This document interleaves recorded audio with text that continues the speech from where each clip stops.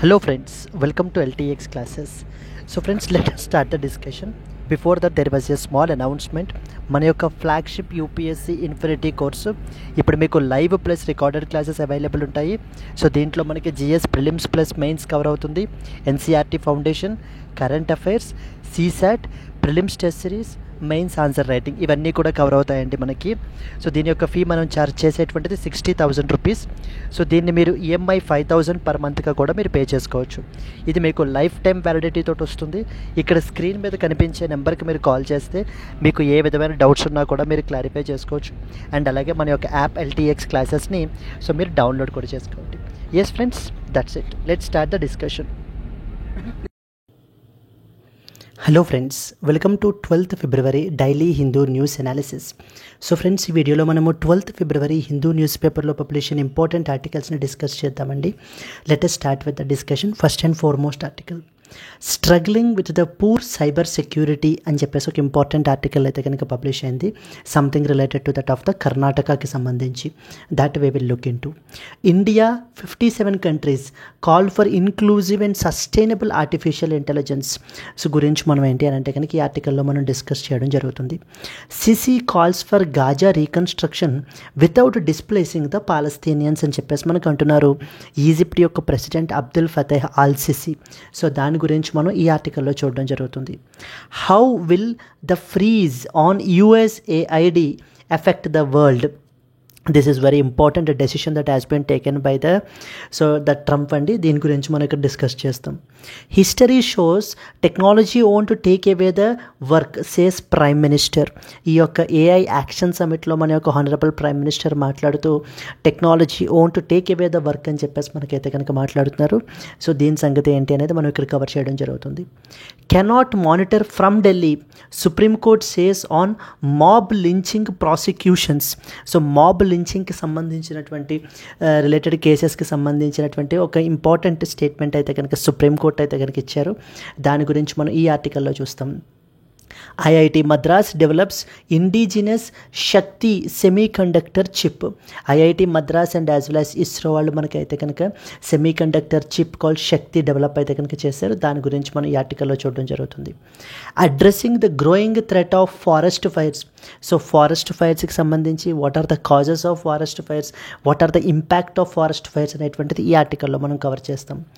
A legal remedy so that perpetuates the survivor trauma అని చెప్పేసి మనకైతే కనుక ఎడిటోరియల్లో పబ్లిష్ అయింది. ఈ ఆర్టికల్ మనం ఇక్కడ కవర్ చేయడం జరుగుతుంది. So these are the important articles which we will today in the today's Hindu news analysis అండి. Let us start the discussion. The first and foremost article మనం చూసుకున్నట్లయితే కనుక struggling with that of the poor cyber security అని చెప్పేసి మనకైతే కనుక publish అయింది. Yes అండి, struggling with the poor cyber security అని చెప్పేసి మనకైతే ఆర్టికల్ పబ్లిష్ అయింది. ఇట్స్ లైక్ ఏ కేస్ స్టడీగా కూడా మనం అయితే కనుక దీన్ని యూజ్ చేసుకోవచ్చు. సో మెయిన్స్ ఎగ్జామ్స్లో వాటిల్లో కూడా మనం ఏంటి అని అంటే కనుక ఈ యొక్క సైబర్ సెక్యూరిటీ గురించి సైబర్ సెక్యూరిటీ అనేది మనకి ఎగ్జామ్ పర్స్పెక్టివ్లో ఒక ఇంపార్టెంట్ టాపిక్ అనమాట. సో సైబర్ సెక్యూరిటీ అనేటువంటిది మెయింటైన్ చేయడం, గవర్నమెంట్ యొక్క పోర్టల్స్ అన్నీ కూడా సేఫ్ అండ్ సెక్యూర్గా ఉంచడం, ఇవన్నీ కూడా చూసుకోవాల్సినటువంటి రెస్పాన్సిబిలిటీ కూడా గవర్నమెంట్ యొక్క సైబర్ రిసోర్స్ రిలేటెడ్ ఆర్గనైజేషన్స్ అండర్లో మనకైతే కనుక ఉంటుంది. ఇప్పుడు కాంటెక్స్ట్ ఏంటంటే రీసెంట్గా మనకి కర్ణాటకకి సంబంధించి కావేరీ 2.0 పోర్టల్ అని చెప్పింది. ఈ కావేరీ 2.0 పోర్టల్ని మనకి ఎప్పుడు లాంచ్ చేశారట? 2023లో లాంచ్ చేశారు. ఈ పోర్టల్ దేని గురించి? ప్రాపర్టీ రిజిస్ట్రేషన్స్ని, కర్ణాటకలో ప్రాపర్టీ రిజిస్ట్రేషన్స్ని కంప్లీట్గా స్ట్రీమ్ లైన్ చేయడం గురించి కావేరీ 2.0 పోర్టల్ అని చెప్పి మనకి తీసుకుని రావడం జరిగింది. ఎప్పుడు? 2023లో. బట్ కానీ ఇదే పోర్టల్ మొన్న 2024లో DDoS అటాక్కి గురైందనమాట. DDoS అటాక్ అంటే అర్థం ఏంటి? DDoS అంటే distributed denial of service attack అని అర్థం. DDoS stands for distributed denial of service attack. Distributed denial of service attack. What does it mean by? So అర్థం ఏంటండి? DDoS అటాక్ అంటే ఎలా క్యారీ అవుట్ జరుగుతుంది అని అంటే, ఫర్ ఎగ్జాంపుల్ ఇప్పుడు కావేరీ 2.0 పోర్టల్ ఉంది. కావేరీ 2.0 అనే పోర్టల్ ఒక సర్వర్లో మనకి డిప్లాయ్ చేస్తారు. అంతే కదా, ఒక సర్వర్లో మనకి డిప్లాయ్ చేయబడడం జరుగుతుంది. ఈ యొక్క సర్వర్కి మల్టిపుల్ రిక్వెస్ట్స్ వస్తాయి. అంటే ఇప్పుడు మీరు కానీ నేను కానీ ఇలా రకరకాల రిక్వెస్ట్స్ అనేటువంటివి సెండ్ చేస్తూ ఉంటారనమాట. అప్పుడు ఆ పోర్టల్ని యాక్సెస్ చేసుకుని వాటి యొక్క సర్వీసెస్ని మనం తీసుకుంటూ ఉంటాం. ఇదంతా కూడా ఏంటంటే ఇదంతా కూడా లెజిటిమేట్ ట్రాఫిక్, ఇదంతా కూడా ఆర్గనైజ్డ్ లెజిటిమేట్ ట్రాఫిక్. కానీ DDoS అటాక్లో ఏం జరుగుతుందంటే కనుక మ్యాలీషియస్ బాట్స్ ఉంటాయి. బాట్స్ అంటే అవి కూడా కంప్యూటర్సే, అవి కూడా సిస్టమ్సే. ఇవి ఏం చేస్తాయంటే ఫేక్ రిక్వెస్ట్స్ని పంపిస్తాయి. ఎవరికి? ఫర్ ఎగ్జాంపుల్ ఈ కేసులో మనకి కావేరీ 2.0 పోర్టల్కి ఫేక్ రిక్వెస్ట్స్ అనేటువంటివి పంపిస్తాయి. ఎన్ని పంపిస్తాయి? ఒకేసారి ల్యాక్స్ ఆఫ్ రిక్వెస్ట్స్ని పంపించడం జరుగుతుంది. ల్యాక్స్ ఆఫ్ రిక్వెస్ట్స్ని ఒకేసారి మనకి ఏంటంటే ఇందులో ఏది కూడా లెజిటిమేట్ రిక్వెస్ట్ కాదనమాట. అన్ని ఇల్లెజిటిమేట్ మ్యాలీషియస్ బాట్స్ పంపించేటువంటి రిక్వెస్ట్స్. అంటే bots are nothing but systems, computers it can be or IoT devices అవ్వచ్చు. ఇవన్నిటినీ కూడా మనకి ఎవరు కంట్రోల్ చేస్తుంటారు? సో సైబర్ క్రిమినల్ ఏం చేస్తారంటే ముందు ఈ బాట్స్ అన్నిటినీ కూడా వాళ్ళ యొక్క కంట్రోల్లోకి తెచ్చుకుని అప్పుడు ఆ బాట్స్ ద్వారా మల్టిపుల్ రిక్వెస్ట్స్ని ఈ యొక్క సర్వర్కి సెండ్ చేయడం జరుగుతుంది. ఎప్పుడైతే మనకి ల్యాక్స్ ఆఫ్ రిక్వెస్ట్స్ ఒకేసారి మనకి ఈ యొక్క సర్వర్ని హిట్ అవుతాయో ఆ సర్వర్ ఏమైపోతుంది? క్రాష్ అయిపోతుంది. సో ఇలా క్రాష్ అయిపోవడం వల్ల ఇప్పుడు చూడండి ఇటువైపునది లెజిటిమేట్ ట్రాఫిక్. సో వీళ్ళు క్యారీ అవుట్ చేయాలి అనుకుంటున్నటువంటి ఇప్పుడు మరి మనం యాక్సెస్ చేయగలమా? కంప్లీట్లీ వెబ్సైట్ అంతా కూడా డౌన్ అయిపోయి మనకంతా కూడా క్రాష్ అయిపోతుంది. దాని మూలాన మనం ఏంటి ఇటువంటి సర్వీసెస్ కూడా ఆ యొక్క ప్లాట్ఫామ్ నుంచి మనం పొందలేము. లైక్ ఫర్ ఎగ్జాంపుల్ అదొక పాస్పోర్ట్ రిలేటెడ్ అప్లికేషన్ లేదా Aadhaar related application, it can be anything అనమాట. సో సిటిజన్స్ సర్వీసెస్ పొందేటువంటివి ఏ పోర్టల్నైనా కూడా మనకి ఏంటి అని అంటే కనుక ఈ విధంగా టార్గెట్ చేసి హిట్ చేస్తే దాన్ని మనం ఏమంటామంటే DDoS అటాక్ అంటాం. Distributed denial of services. అంటే ఆ యొక్క సర్వీసెస్ని లెజిటిమేట్ ట్రాఫిక్కి పంపించడానికి లేకుండా చేయడం DDoS అటాక్ అంటారు. క్లియర్ అండి. దానికి సంబంధించి ఏంటంటే మొన్న 2024 నుంచి Kaveri 2.0 portal has been subjected to that of the DDoS attack. DDoS attack carry out చేయడం వల్ల జనవరి, ఫిబ్రవరి మొత్తం అంతా కంప్లీట్గా ఈ యొక్క వెబ్సైట్ అయితే కనుక డౌన్ అయిపోయింది. దాని మూలాన ప్రాపర్టీ రిజిస్ట్రేషన్స్ అవి కూడా ఇంపాక్ట్ అయ్యాయి. సో స్టేట్ ఎక్స్చెకర్కి రెవెన్యూ అనేటువంటిది మనకి లాస్ అయిపోయింది. ఇది సిచ్యువేషన్. దీన్ని మనకి ఏమంటామంటే క్రిటికల్ ఇన్ఫ్రాస్ట్రక్చర్ అంటారు. క్రిటికల్ ఇన్ఫర్మేషన్ ఇన్ఫ్రాస్ట్రక్చర్ అని చెప్పేసి మనకైతే కనుక దీన్ని పిలవడం జరుగుతుంది. ఇది ఫస్ట్ ఇన్స్టెంట్ కాదండి, కర్ణాటకలో జరిగింది. మనకి వే బ్యాక్ మనకి 2017లో సంథింగ్ కాల్డ్ వానాక్రై అని చెప్పేసి మనకి ఏంటంటే అది కూడా ఒక మాల్వేర్. వాళ్ళు కూడా మనకి ఏంటంటే ఈ యొక్క డేటా సెంటర్స్ని అటాక్ చేశారు. ఆ తర్వాత ఈ ప్రొక్యూర్మెంట్ పోర్టల్ని అటాక్ చేశారు. ఇన్ని అటాక్స్ జరుగుతూ ఉన్నా కూడా కర్ణాటకలో సైబర్ సెక్యూరిటీ అనేటువంటిది ప్రాపర్గా ఇంప్రూవ్ అవ్వలేదు. సో ఈ యొక్క వీటన్నిటినీ కూడా మనం లెసన్స్గా తీసుకుని సైబర్ సెక్యూరిటీని ఇంప్రూవ్ చేసుకోవాలి అనేది ఈ యొక్క ఆర్టికల్ యొక్క ముఖ్య ఉద్దేశం. దీనికి సంబంధించి ఇందులో మల్టిపుల్ ఎగ్జాంపుల్స్ చూపించారు. లైక్ ఎగ్జాంపుల్ కావేరీ 2.0 పోర్టల్ అని, వానాక్రై మాల్వేర్ గురించి, లేకపోతే ఈ ప్రొక్యూర్మెంట్ పోర్టల్ గురించి, then national institute of medical science సంబంధించి ఒక పోర్టల్ని కూడా మనకి ఆ యొక్క సిస్టమ్స్ని కూడా మనకి హ్యాక్ చేశారనమాట. ఇక్కడ ప్రాబ్లం ఏమవుతుందంటే ఇక్కడ ఏదైతే ఈ గవర్నెన్స్ డిపార్ట్మెంట్ వాళ్ళు ఈ పోర్టల్స్ ఇవన్నీ కూడా మనకు చూసుకుంటూ ఉంటారు. ఐడియల్లీ ఎప్పుడైనా ఇలాంటి అటాక్ జరిగినప్పుడు ముందుగా ఎవరికి ఇన్ఫామ్ చేయాలి? ఎక్స్పర్ట్స్కి ఇన్ఫామ్ చేయాలి. ఎక్స్పర్ట్స్ ఎవరుంటారు? Cyber crime police. వీళ్ళకి ఇన్ఫామ్ అయితే కనుక చేయాలి. బట్ కానీ వీళ్ళు ఏంటి అని అంటే కనుక వాళ్ళకి కంప్లైంట్ అనేటువంటిది రిజిస్టర్ చెయ్యకుండా సో దే ఆర్ డిలేయింగ్. ఎప్పుడైతే అలా డిలే చేస్తుంటారో మనకి ఏమవుతుంది? జరిగేటువంటి డ్యామేజ్ మనకి ఇంకా ఎక్కువ జరుగుతుందన్నమాట. So that is what is the idea. And ఇక్కడ మనకు ఆర్డర్ ఇంకేం చేస్తున్నారంటే సెంట్రల్ లెవెల్ దాంతో కంపేర్ చేస్తున్నారు. కర్ణాటకలో కూడా సెంట్రల్ లెవెల్లో ఏ విధంగా అయితే సైబర్ సెక్యూరిటీ ఆర్కిటెక్చర్ ఉంటుందో మన కర్ణాటకలో కూడా అదే విధంగా మనం ప్లేస్ చేయాలి. అంటే క్వశ్చన్ ఎలా అంటే ఇప్పుడు మనకి ఏం క్వశ్చన్ వస్తుంది? మరి సెంట్రల్ లెవెల్లో ఎలా ఉంది? సెంట్రల్ లెవెల్లో we have a dedicated organisation called as I4C అని చెప్పేసి మనకు ఉందండి. I4C అంటే అర్థం ఏంటి? Indian cyber crime coordination centre అని అర్థం. Indian cyber crime coordination centre. Second important మనకి ఏంటి అని అంటే కనుక, so that is critical infrastructure గురించి వన్ మోర్ ఆర్గనైజేషన్ ఉంది మనకి, national critical infrastructure protection centre. National critical infrastructure protection centre. So central లెవెల్లో ఈ విధంగా చాలా స్ట్రాంగ్ సైబర్ సెక్యూరిటీ ఆర్కిటెక్చర్ అయితే కనుక ఉంది మనకి. ఇదే విధంగా స్టేట్ లెవెల్లో కూడా ఇంతే విధమైనటువంటి సైబర్ సెక్యూరిటీ ఆర్కిటెక్చర్ ఉండటం వల్ల మనం మెయింటైన్ చేస్తే కనుక ఇటువంటి అటాక్స్ని మనం తగ్గించవచ్చు. సో అండ్ సర్వీసెస్ అనేటువంటివి ఇంపాక్ట్ అవ్వకుండా మనం చూసుకోవచ్చు, గవర్నమెంట్కి రెవెన్యూ లాస్ని తగ్గించవచ్చు అని చెప్పి మనకి ఈ ఆర్టికల్లో మనకి మాట్లాడుతున్నారు. ఎప్పుడైనా మీరు సైబర్ సెక్యూరిటీ గురించి ఆర్టికల్ ఆన్సర్ రాసేటప్పుడు ఎప్పుడైనా నెగిటివ్ షేడ్లో రాయాల్సి వస్తే కనుక, అంటే ఒక కేస్ స్టడీ తీసుకుని how poor the cyber security infrastructure is in our country అని చెప్పుకొస్తున్నప్పుడు కర్ణాటక అని ఎగ్జాంపుల్గా మీరు కోట్ చేస్తూ కావేరీ 2.0 పోర్టల్ రీసెంట్గా మనకైతే కనుక అటాక్ జరగడం వల్ల స్టేట్ ఎక్స్చెకర్కి రెవెన్యూ లాస్ అయితే కనుక వచ్చింది, అండ్ అలాగే సర్వీసెస్ అనేటువంటివి ఇంపాక్ట్ అయ్యాయి. సో కాబట్టి సైబర్ సెక్యూరిటీ అనేటువంటిది ఎవరికి వాళ్ళు ఐసోలేషన్లో మనం ఏంటి అని అంటే కనుక అచీవ్ చేసేటువంటిది కాదు, integrated. Nobody should work in silos అంటాం అనమాట.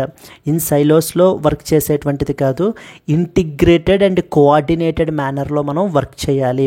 అప్పుడు మాత్రమే మనకి ఉన్నటువంటి ఈ రిస్క్ని మనం మిటిగేట్ చేయొచ్చు, వల్నరబిలిటీస్ని తగ్గించవచ్చు అని చెప్పి మీరు కోట్ చేసుకోవచ్చండి.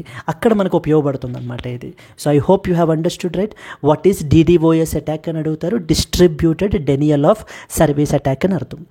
So yes, let us read some important points associated with this. Struggling with the poor cyber security. ఎక్కడ మనకి ఏ case study example? Karnataka case study example మనకి ఇది పేపర్ GS పేపర్ 3 అండర్లోకి మనకైతే కనుక వస్తుందండి. కర్ణాటకాస్ క్రిటికల్ ఇన్ఫర్మేషన్ ఇన్ఫ్రాస్ట్రక్చర్. ఇప్పుడు ఈ కావేరీ 2.0 పోర్టల్ ఏదైతే ఉందో దాన్ని మనం ఏంటంటే కనుక it comes under something called critical information infrastructure. గవర్నమెంట్కి సంబంధించినటువంటి వెబ్సైట్స్ కానీ, లేకపోతే nuclear installations, space based related applications, ఇవన్నీ కూడా మనకి క్రిటికల్ ఇన్ఫర్మేషన్ ఇన్ఫ్రాస్ట్రక్చర్ అండర్లోకి వస్తాయి. Has come under attack again with Kaveri 2.0 web portal facing a DDoS attack. మనకు ఆల్రెడీ తెలుసు DDoS అటాక్ అంటే అర్థం ఏంటో, distributed denial of services attack అని అర్థం. This attack disrupted the property registrations across the state, thereby exposing vulnerabilities in the state's cyber security framework. So now అసలు what is Kaveri 2.0 attack ఏంటి మనకి? Kaveri 2.0 is a web portal which is launched in 2023. ఎందుకు launch చేశారు? To streamline the property registrations in our country. So property రిజిస్ట్రేషన్స్ని ప్రాపర్గా మనకి ఏంటి అని అంటే కనుక ఎటువంటి ఫ్రాడ్ ఇది కూడా మనకి జరగకుండా ట్రాన్స్పరెంట్గా జరిగే విధంగా మనకైతే కనుక ఈ పోర్టల్ మనకి తీసుకొచ్చారు. It recently suffered A DDoS attack. The attack carried out through, this is very important point, artificial intelligence powered botsని యూస్ చేశారండి. ఇది మనకి ఇట్స్ ఎ బిగ్గెస్ట్ థ్రెట్. ఎప్పుడైనా కూడా మీరు ఇలా కూడా యూస్ చేసుకోవచ్చు. అంటే ఆర్టిఫిషియల్ ఇంటెలిజెన్స్కి సంబంధించినటువంటి ఛాలెంజెస్ ఏంటి, థ్రెట్స్ ఏంటి అన్నప్పుడు మీరు ఈ కర్ణాటక ఎగ్జాంపుల్ని కూడా యూస్ చేసుకోవచ్చు. కర్ణాటకలో కావేరీ 2.0 పోర్టల్ మీద DDoS అటాక్ క్యారీఅవుట్ చేశారు. ఆ DDoS అటాక్ని క్యారీఅవుట్ చేయడానికి యూస్ చేసినటువంటివి ఆర్టిఫిషియల్ ఇంటెలిజెన్స్ పవర్డ్ బాట్స్ని అయితే కనుక యూజ్ చేశారు. That clearly exposes the threat that we are facing with respect to artificial intelligence. Therefore ఒక స్ట్రాంగ్ రెగ్యులేషన్ అనేటువంటిది చాలా ఇంపార్టెంట్ అంటూ మీరు ఆ డాట్స్ని కనెక్ట్ చేయగలిగితే కనుక you can write very beautiful answers అండి. I hope you understood right. Crippled the portal for several days, thereby causing significant revenue loss to that of the state exchequer. మరి ఎప్పుడైతే రిజిస్ట్రేషన్స్ అన్నీ ఆగిపోతాయో గవర్నమెంట్కి వచ్చేటువంటి ట్యాక్సెస్ ఇవి కూడా మనకి ఆగిపోతాయి. అందువలన మనకి ఏమవుతుంది? It's a loss to the government. Despite being resolved by February 6th, the state cyber crime police were not involved the process until later. This is the problem. మొత్తం అంతా కూడా ఈ గవర్నెన్స్ డిపార్ట్మెంట్ వాళ్ళే చూసుకుని వాళ్ళే ఇది చేస్తున్నారు తప్ప ఎక్స్పర్ట్స్ అయినటువంటి సైబర్ క్రైమ్ పోలీస్ని మనకైతే కనుక ఇన్వాల్వ్ చేయలేదు. ఒకవేళ ఇన్వాల్వ్ చేసి ఉండుంటే కనుక ఈ యొక్క డ్యామేజ్ అనేటువంటిది ఇంకా మనం తగ్గించవచ్చు అని చెప్పి మనకి ఎక్స్పర్ట్స్ అయితే కనుక చెప్తున్నారండి.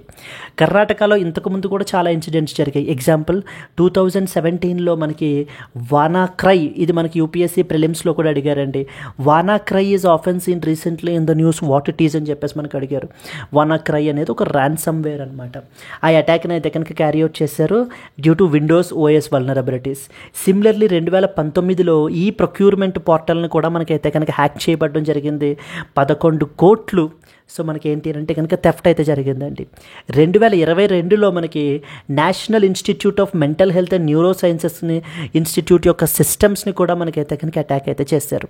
ఈ మల్టిపుల్ ఇన్సిడెంట్స్ కూడా మనకి ఏంటంటే it exposes how poor the cyber security infrastructure in the Karnataka, state of కర్ణాటకలో మనకి ఏ విధంగా ఉంది అనేది మనకి ఎక్స్పోజ్ అవుతూ ఉంటుంది. సో ఛాలెంజెస్ ఏంటి మనకి?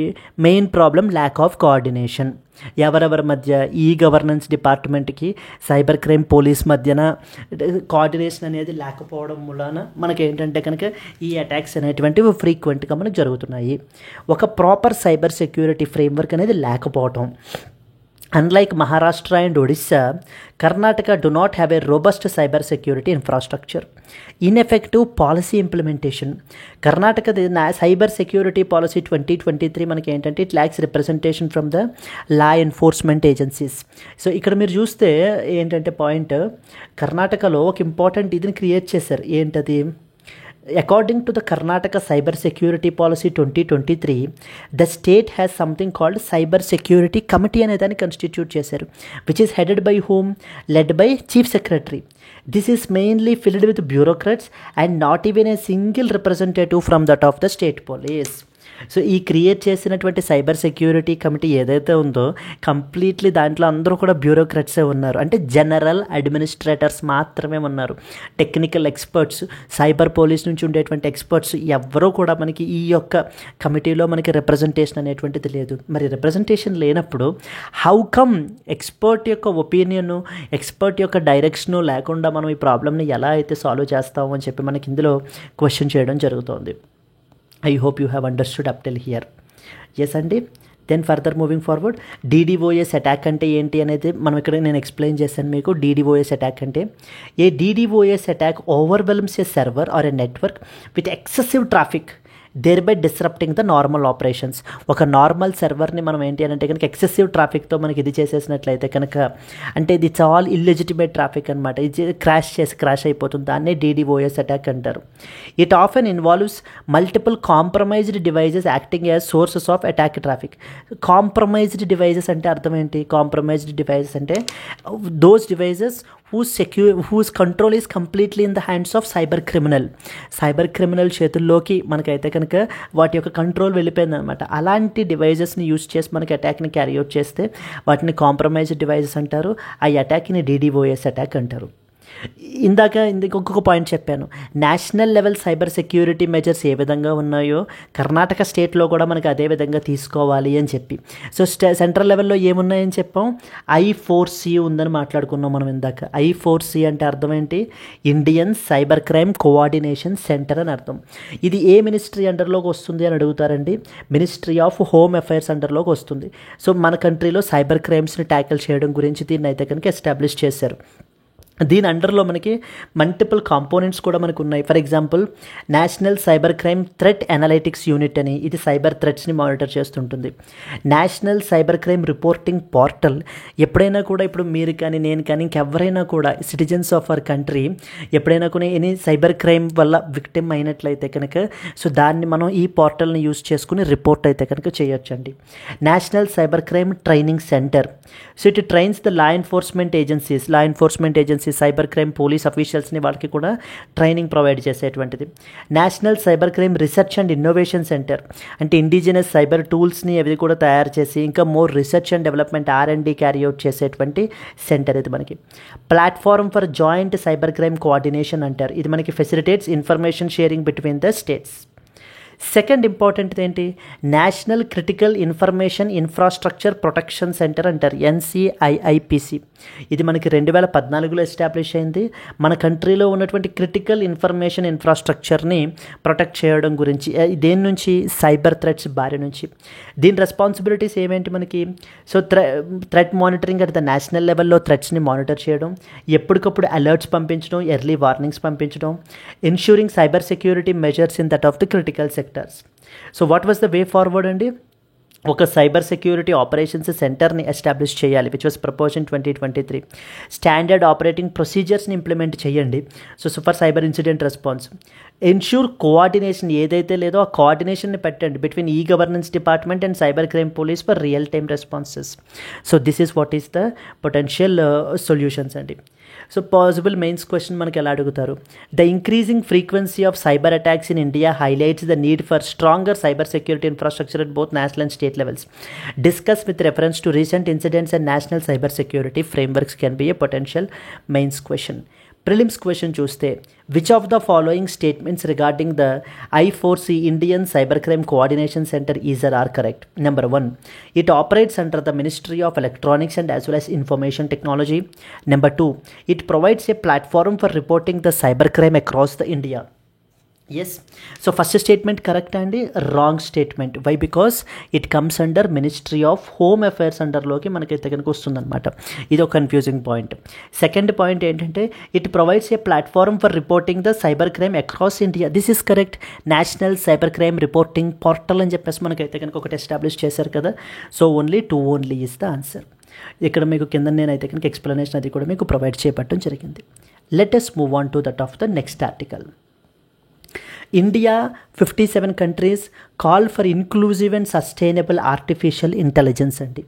సో దీనికి బ్యాక్గ్రౌండ్ ఏంటి మనకి, సో ఒకవేళ మీరు ఎస్టర్డేస్ వీడియో చూసుంటుంటే కనుక మీకు తెలుస్తుంది, ఒకవేళ చూడకపోయినా కూడా పర్వాలేదు.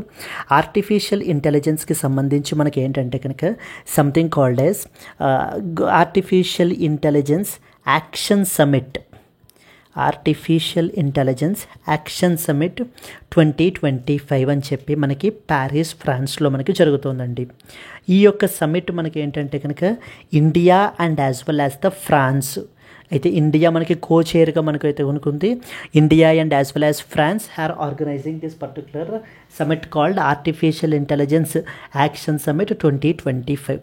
ఇది మనకి ఈ సిరీస్ ఆఫ్ సమిట్స్లో థర్డ్ సచ్ సమిట్. మనకి ఆల్రెడీ ఇంతకుముందు మనకి ఏంటంటే 2023లో సమిట్ వచ్చేసి యూకేలో జరిగింది. తర్వాత 2024లో మనకి సమిట్ వచ్చేసి సౌత్ కొరియాలో మనకి జరిగిందండి. అండ్ ఇప్పుడు 2025లో మనకి ప్యారిస్లో జరుగుతుంది.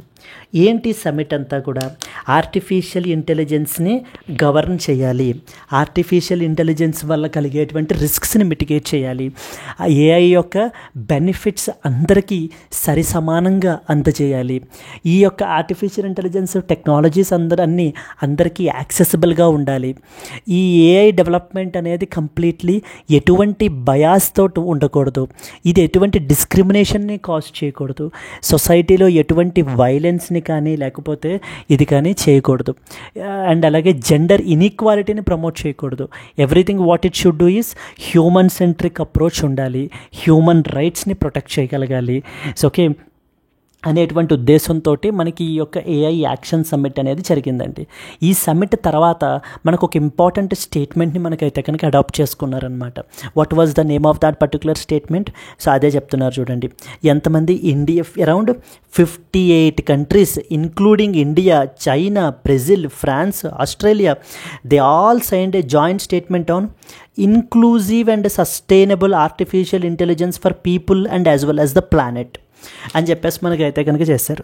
ఇదే స్టేట్మెంట్గా మనకి ఇచ్చేస్తారు, డబుల్ కొటేషన్స్లో ఉన్నది, inclusive and sustainable artificial intelligence for the people and as well as the planet. ఇది మనకి ఎక్కడ అడాప్ట్ చేసుకున్నారు, ఎక్కడ అంటే ప్యారిస్లో అడాప్ట్ చేసుకున్నారు, లేకపోతే యునైటెడ్ స్టేట్స్ ఆఫ్ అమెరికాలో అడాప్ట్ చేసుకున్నారు. ఈ విధమైనటువంటి స్టేట్మెంట్స్ మనకి ఇవ్వబడడం జరుగుతుంది.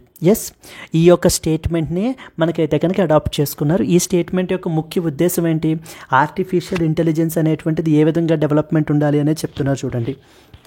It called for artificial intelligence to be human rights based, మానవ హక్కుల్ని ప్రొటెక్ట్ చేసే విధంగా ఉండాలి, అంతే తప్ప మనకి వైలేట్ చేసే విధంగా ఉండకూడదు.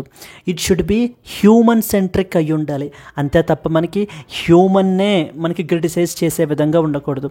లాస్ట్ టైం మీకు జెమినై చాట్ బాట్ మీరు చూస్తే కనుక అదేంటంటే అదే చేసిందనమాట. You are a stain on this particular universe, you are waste of resources, so ఎంత తొందరగా వీలైతే అంత తొందరగా చచ్చిపోండి అని చెప్పేసి మనకి ఆ చాట్ బాట్ అయితే చెప్పడం జరిగింది. So that clearly exposes the threats of artificial intelligence. ఇందాక కూడా మనం మాట్లాడుకున్నాం, DDoS అటాక్ని మనకైతే కనుక క్యారీ అవుట్ చేశారు. అది కూడా వేటిని యూస్ చేసి, ఆర్టిఫిషియల్ ఇంటెలిజెన్స్ బాట్స్ని యూస్ చేసి మనకైతే కనుక క్యారీ అవుట్ చేయడం జరిగిందండి. అది కూడా మనకి ఏంటంటే వన్ ఆఫ్ ద థ్రెట్స్గా మనం రాసుకోవచ్చు. Ethical, next safe, secure and trustworthy. AI అనేటువంటిది ఎలా ఉండాలంటే హ్యూమన్ రైట్స్ బేస్డ్, హ్యూమన్ రైట్స్ని ప్రొటెక్ట్ చేసే విధంగా ఉండాలి, హ్యూమన్ సెంట్రిక్ అయి ఉండాలి, ఎథికల్, అది డెవలప్మెంట్లో కానీ డిప్లాయ్మెంట్లో కానీ యూసేజ్లో కానీ ఆ ఎథికల్ ఆస్పెక్ట్ అనేటువంటిది ఉండాలి. It should be safe, use చేసేటువంటి యూజర్స్కి సేఫ్గా ఉండాలి, యూజ్ చేసేటువంటి డేటా అనేటువంటిది ఎటువంటి ప్రైవసీ వైలేషన్స్ జరగకూడదు, సెక్యూర్గా ఉండాలి, అండ్ ఫైనల్లీ ట్రస్ట్ వర్తీ, నమ్మకాన్ని కలిగించే విధంగా మనకైతే కనుక ఉండాలండి.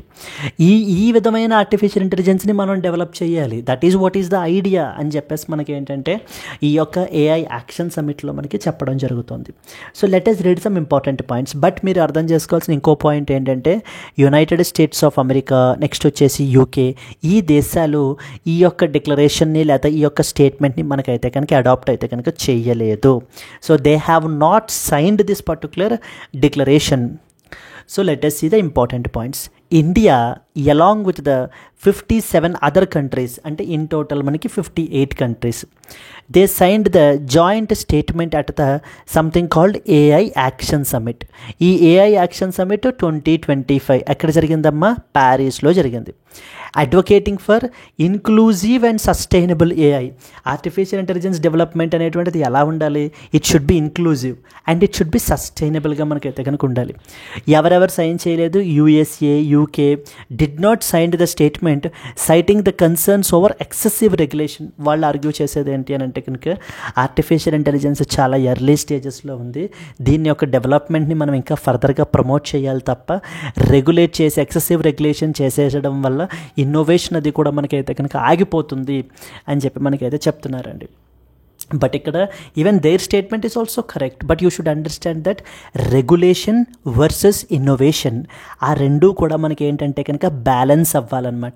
It's as if like economic growth versus inflation. So economic growth inflation మనం ఏ విధంగా బ్యాలెన్స్ చేస్తుంటామో అదేవిధంగా రెగ్యులేషన్ని ఇన్నోవేషన్ని, ఒక పక్కన ఇన్నోవేషన్ని మనం ప్రమోట్ చేస్తుండాలి అండ్ అలాగనే రెగ్యులేట్ కూడా చేస్తూ ఉండాలి ఎప్పటికప్పుడు, టైం టు టైం.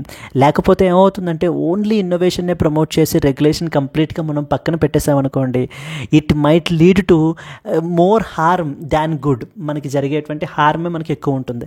అలానే ఎక్సెసివ్ రెగ్యులేషన్ చేసేసామనుకోండి, ఇక్కడే చచ్చిపోతుంది అనమాట. ఆర్టిఫిషియల్ ఇంటెలిజెన్స్ యొక్క గ్రోత్ ఏమి ఉండదు ఇంకా. ఎందుకంటే ఎవరు ఇన్వెస్ట్మెంట్లు పెట్టరు కొత్త ఇన్నోవేషన్స్, రీసెర్చ్ అవి క్యారీ అవుట్ చేయడానికి, ఎందుకంటే చాలా హ్యూజ్ రెస్ట్రిక్షన్స్ ఉంటున్నాయి అనే ఉద్దేశంతో. కాబట్టి రెండు అది ఎక్కడైనా ప్రమాదమే అన్నట్టు అటు రెగ్యులేషన్ ఉండాలి, ఇన్నోవేషన్ కూడా ఉండాలి మనకి. AI action summit joint statement, it is signed by around 58 countries like including China, Brazil, France and Australia. So ఇదే స్టేట్మెంట్ మనకి ఇస్తారండి. కన్సిడర్ ద ఫాలోయింగ్ స్టేట్మెంట్స్ అని చెప్పేసి మనకి AI యాక్షన్ సమిట్ గురించి ఇచ్చి, ఇండియా అసలు ఈ సమిట్ని లేదా ఈ డిక్లరేషన్ని మనం అయితే కనుక సైన్ చెయ్యలేదు అని చెప్పేసి మనకైతే కనుక చెప్తుంటారు. నో అండి, India has also signed this particular thing. It calls for artificial intelligence to be human rights based, human centric, ethical, safe, secure and as well as the trustworthy మనకి అయ్యి ఉండాలన్నమాట. అండ్ అలాగనే objective ఏంటి? It should narrow the inequalities, societal ఇన్ఈక్వాలిటీస్ని మనకి తగ్గించాలి. Assist the developing nations in AI capacity building. So ఈ రోజున మనం చూస్తే ఆర్టిఫిషియల్ ఇంటెలిజెన్స్ డెవలప్మెంట్ అంతా కూడా completely western countries, particularly United states of America నుంచి మనకైతే కనుక ఎక్కువ ఉంటుంది మనకి. ఇంకా ఈ డెవలపింగ్ కంట్రీస్ నుంచి ఎటువంటి ఇది కూడా మనకైతే కనుక లేదు. అందుకని ఇప్పుడు ఈ స్టేట్మెంట్ మనకి ఏమి ఏమని అంటుందంటే, డెవలపింగ్ కంట్రీస్కి మనకి అసిస్టెన్స్ ప్రొవైడ్ చేయాలి, సో దట్ వాళ్ళ యొక్క AI కెపాసిటీ బిల్డింగ్ని కూడా మనం స్ట్రెంగ్తన్ చేయాలి అని చెప్పి మనకి చెప్తున్నారు. అండ్ ఇండియా ఫ్రాన్స్ కొలాబరేషన్ ఇక్కడ తీసుకుంటే they both are co-chairing this particular summit. The joint statement emphasized that enabling conditions for AI development, preventing the market concentration and fostering the AI driven industrial growth అయితే కనుక మనం promote చేయాలి అని. USA and UK sign చేశారా? They did not sign this particular statement. So excessive regulation arguing that it could hinder the AI industry growth. So మనకి US vice president మాట్లాడితే ఏమంటున్నారంటే excessive regulation అనేటువంటిది మనకి ఏమవుతుంది అని అంటే కనుక ఆర్టిఫిషియల్ ఇంటెలిజెన్స్ యొక్క ఇండస్ట్రీ గ్రోత్ని మనకి తగ్గించేస్తుంది. అది మనకి ఏంటంటే దట్ ఈస్ నాట్ డిజైరబుల్ అని చెప్పి మనకి చెప్పడం జరుగుతుంది. ఇంతకుముందు మనకి ఎక్కడెక్కడ జరిగాయండి summits? The Paris statement follows previous international AI statements issued at UK. 2023లో ఇష్యూ చేసిన యూకేలో సమిట్, 2024లో జరిగిన సౌత్ కొరియాలో మనకి సమిట్, అండ్ ఇప్పుడు 2025లో ప్యారిస్లో మనకైతే కనుక జరుగుతుంది ఈ సమిట్ అనేటువంటిది. Clear? Possible mains question can be discuss the importance of international collaboration in AI governance. What are the challenges in balancing AI regulation and as well as innovation? So now one side of the coin is regulation and the other side of the coin is innovation. ఈ రెండు కూడా మనకైతే కనుక balanced వేలో మనకి ముందుకు వెళ్ళినట్లయితే అటు ఆర్టిఫిషియల్ ఇంటెలిజెన్స్ యొక్క బెనిఫిట్స్ అందరూ సరి సమానంగా మనకి తీసుకోగలరు, అండ్ అలాగనే మనకి ఏంటంటే కనుక ఎప్పటికప్పుడు దాన్ని రెగ్యులేట్ చేస్తూ ఉండటం వల్ల దానివల్ల కలిగే నష్టాలు కూడా మనం ఏంటంటే కనుక మిటిగేట్ చేయొచ్చు. That is what is the idea. And artificial intelligence అనేటువంటిది ఈ రోజున కంప్లీట్లీ బార్డర్లెస్ అయిపోయిందండి. సో కోఆపరేషన్ కూడా ఏ ఒక కంట్రీ మనకి ఐసోలేషన్లో వర్క్ చేయటం వల్ల మనకి ఏంటి అని అంటే కనుక ఎటువంటి బెనిఫిట్ ఉండదో, అందరూ కలిసి ఒక కామన్ ప్లాట్ఫామ్ మీదకి వచ్చి వర్క్ అయితే కనుక చేయాలి. సో దీనికి సంబంధించిన ప్రిలిమ్స్ క్వశ్చన్ ఎలా అడగచ్చు? Which of the following statements about the AI Action Summit in Paris is correct? First statement, India co-chaired this summit along with the France. Second summit, the USA and UK also signed the joint statement advocating for inclusive and sustainable AI. ఇలాగే మనకి ఇస్తారండి. One only two, బోత్ 1 and 2 and none of the above. AI action summit in ప్యారిస్కి సంబంధించి అడుగుతున్నారు. India co-chaired this summit along with France. Yes, first statement is correct. The USA and UK signed the joint statement advocating for inclusive and sustainable AI. This is wrong statement. ఎందుకంటే they have not signed this joint statement అండి. So the answer వచ్చేసి మనకి only 1 is the answer. India and France co-chaired the summit, but USA and UK, they did not sign the joint statement. So this is what is the second important article మనకి తెలియాల్సినటువంటిది. So ఇక్కడ మనకి తెలియాల్సింది ఏంటి? Artificial intelligence action summit ఏంటి, regulation versus innovation అనే కాన్సెప్ట్ని మనం అయితే కనుక ఇక్కడ మనం తెలుసుకోవాలి. సో ఎక్సెసివ్ రెగ్యులేషన్ ప్రాబ్లమాటిక్, అలా అని completely under regulation that is also problematic. Balanced regulation ఉండాలి. రెగ్యులేషను ఇన్నోవేషను రెండు బ్యాలెన్స్ అవ్వాలి అని మీరు కన్క్లూజన్ పాయింట్లో మీరు రాసినట్లయితే కనుక so that will be more convincing and your answer will be. Let us move on to the third article. Sisi calls for Gaza reconstruction without displacing the Palestinians అని చెప్పేసి మనకైతే కనుక చెప్తున్నారు. సిసి ఎవరండి? సిసి ఈ యొక్క సిసి మనకి Egypt యొక్క ప్రెసిడెంట్. ఈజిప్ట్ అనేది మనకి ఏంటంటే కనుక ఆఫ్రికన్ కంట్రీ. ఈజిప్ట్ అనేది ఆఫ్రికన్ కంట్రీ అండ్ ఈజిప్ట్ యొక్క ప్రెసిడెంట్ వచ్చేసి Abdel Fattah al Sisi. Abdel Fattah al Sisi is the president of the Egypt మనకి. ఎస్, ఇక్కడ ఇంకో పాయింట్ ఏం తెలియాలి మనకి? ఇక్కడ ఏమంటున్నారు ఇప్పుడు Egypt president Abdul Fattah al Sisi ఏమంటున్నారు? Calls for Gaza reconstruction without displacing the పాలస్తీనియన్స్ని కదపకుండా, వాళ్ళని అక్కడి నుంచి మనకి మూవ్ ఆన్ చేసేయకుండా గాజాని రీకన్స్ట్రక్ట్ చేయండి అని చెప్పి మనకి ఈజిప్ట్ ప్రెసిడెంట్ చెప్తున్నారు. ఏంటి గాజాలో పాలస్తీనియన్స్ని ఇది చేయడం ఏంటి? గాజా అనేది ఒక నారో స్ట్రిప్ ఆఫ్ ల్యాండ్ అండి. దేన్ని ఆనుకుని ఉంటుంది మనకి? ఇజ్రాయెల్ని ఆనుకుని, మెడిటరేనియన్ సీని ఆనుకుని ఉన్నటువంటి చిన్న పీస్ ఆఫ్ ల్యాండ్. ఈ పీస్ ఆఫ్ ల్యాండ్లో మనకి ఎవరున్నారు? మనకి పాలస్తీనియన్స్ ఉన్నారు. మనకి పాలస్తీనియన్స్.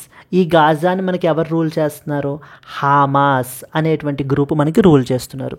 ఇప్పుడు ఎందుకని ఇది మనకి రీసెంట్గా న్యూస్లోకి వచ్చింది? మన యొక్క USA ప్రెసిడెంట్ ట్రంప్ మనకి ఏమంటున్నారంటే, మేము గాజాని రీడెవలప్ చేస్తాం, థౌజండ్స్ ఆఫ్ జాబ్స్ క్రియేట్ చేస్తాం, కానీ దానికి ముందు మేము ఏం చేస్తామంటే గాజాలో బతుకుతున్నటువంటి పాలస్తీనియన్స్ అందరినీ కూడా ఆ పక్కన ఉన్న దేశాలు లైక్ సిరియా, జోర్దాను, ఈజిప్టు ఈ పక్క దేశాల్లోకి అకామిడేట్ చేసేసి గాజాని అంతటినీ కూడా మనకి ఏంటి అని అంటే కనుక ఒక కంప్లీట్ ఖాళీ ప్లేస్గా చేసేసి అప్పుడు మేము రీడెవలప్ చేస్తాము అని చెప్పి మనకి యుఎస్ఏ ప్రెసిడెంట్ మనకి చెప్తున్నారండి. అండ్ దీనికి వక్తాస్ పలుకుతూ మనకి ఇజ్రాయెల్ యొక్క ప్రైమ్ మినిస్టర్ బెంజామిన్ నెతన్యాహు ఏమంటున్నారంటే, సో ఎక్సలెంట్ ఐడియా, అసలు ఇంకా కమాన్ లెట్ అస్ స్టార్ట్. మీరు ఐడియా చెప్పారు, మేము దాన్ని ఇంప్లిమెంట్ చేస్తాము. ఇజ్రాయెల్కి గాజాకి మనకి ఏంటి అని అంటే కనుక పడదనమాట. సో ఏంటంటే ఇప్పుడు మనకి ఇప్పుడు దీన్ని ఇలా ఈ విధంగా ఇంప్లిమెంట్ చేస్తాం. గాజాలో ఉండేటువంటి పాలస్తీనియన్స్ అందరినీ కూడా బయటికి గెంటేసి కంప్లీట్గాని మేము గాజాని డెవలప్ చేస్తాం, ఇప్పుడు థౌజండ్స్ ఆఫ్ జాబ్స్ క్రియేట్ చేస్తాం, 1,000 కోట్ల పెట్టుబడులు తీసుకొచ్చేస్తాం, అండ్ మీరు ఎప్పుడు చూడనటువంటి గాజాని మీరు మళ్ళీ ఇప్పుడు చూడొచ్చు అని చెప్పి ట్రంప్ మనకైతే కనుక చెప్పడం జరుగుతుంది. క్లియర్. దీనికి రెస్పాండింగ్గా మనకి ఏంటంటే Egypt president Abdul Fattah al Sisi మాట్లాడుతూ ఏమంటున్నారంటే, బాబు గాజాని రీడెవలప్ చేయండి, ఐడియా చాలా బాగుంది, దానికి పాలస్తీనియన్స్ని ఎందుకు బయటికి గెంటేయటం, వాళ్ళని అక్కడ ఉంచండి, it is their homeland కదా, అక్కడ ఉంచి రీడెవలప్ చేయండి. అందుకనే అంటున్నారు చూడండి, you do the reconstruction but without displacing the Palestinians.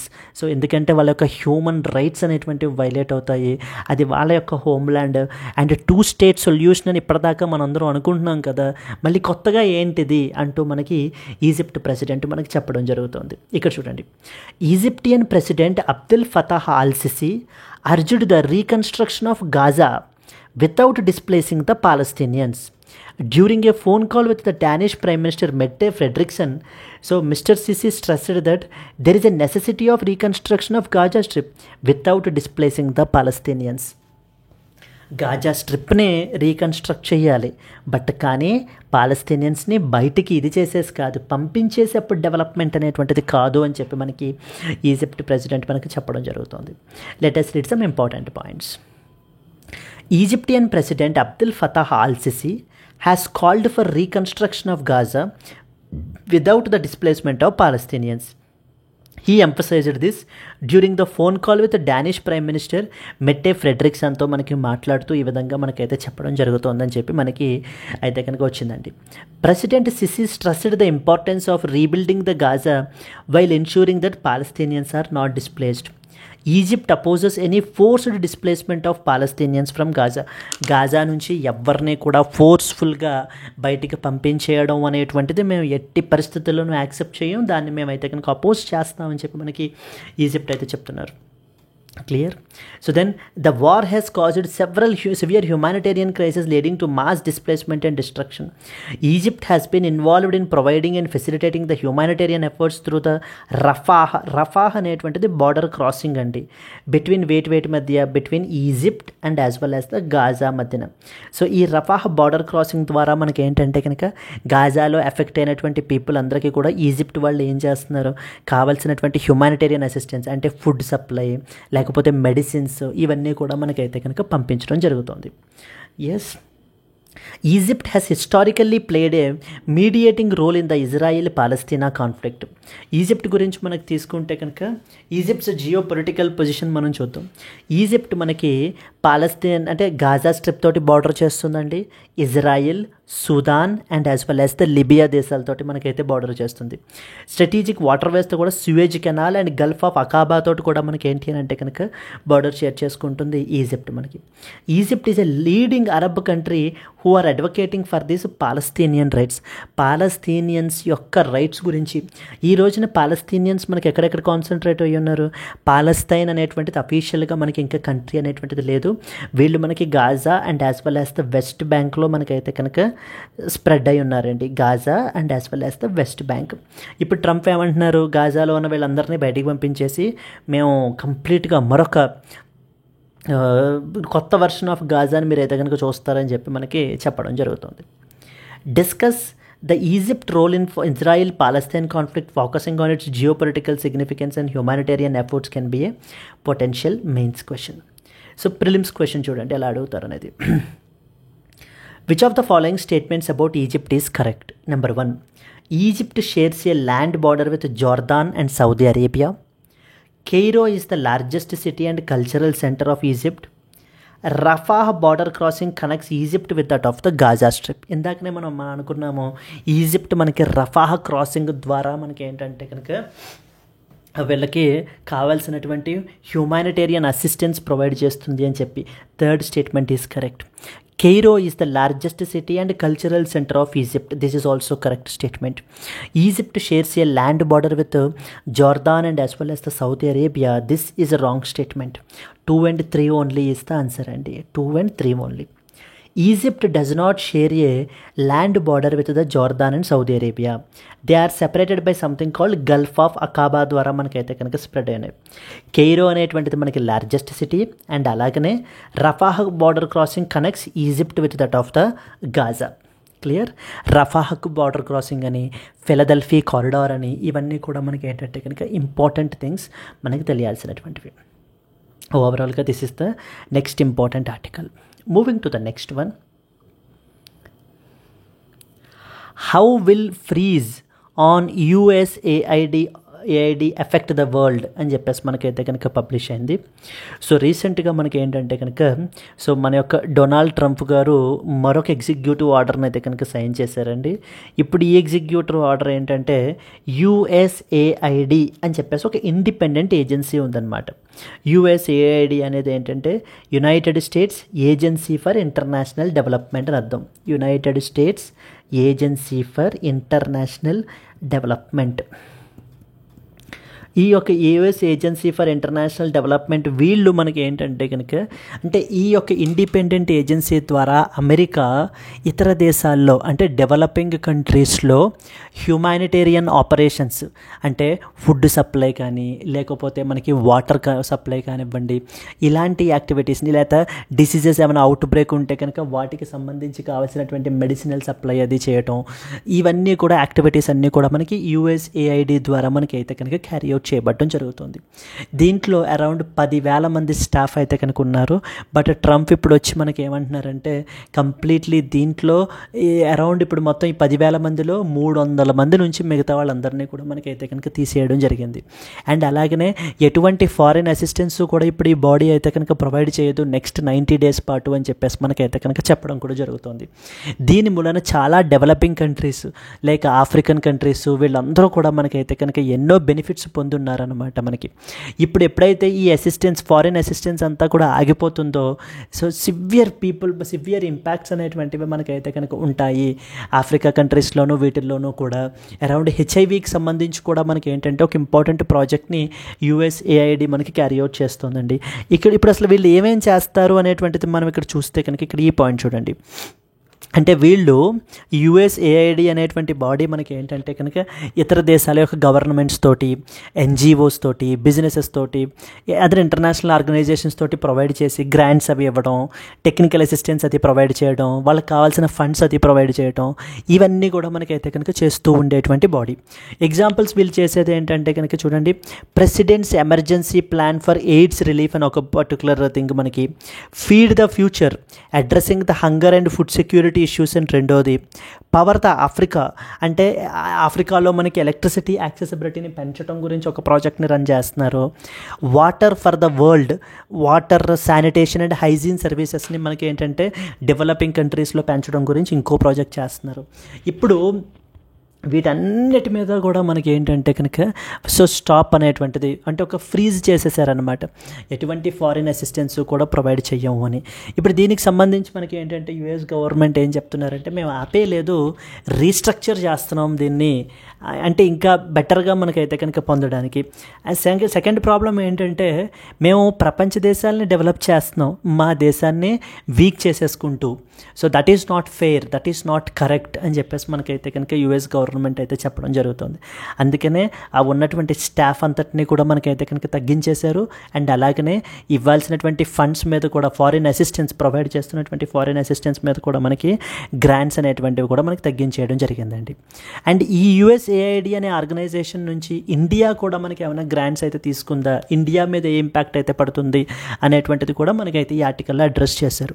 But ఇంతకుముందు స్టార్టింగ్ ఏంటంటే USAID నుంచి మనకు కూడా ఫారిన్ అసిస్టెన్స్ అది కూడా మనం చాలా తీసుకున్నాము.